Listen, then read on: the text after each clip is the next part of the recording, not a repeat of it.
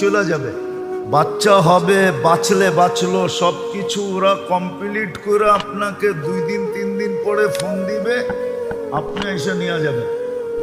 কিন্তু স্বামী তো নাছুর বন্দা, ভর্তি করছে ঠিক, কিন্তু শক্তপক্ষণ দাঁড়ায় আছে।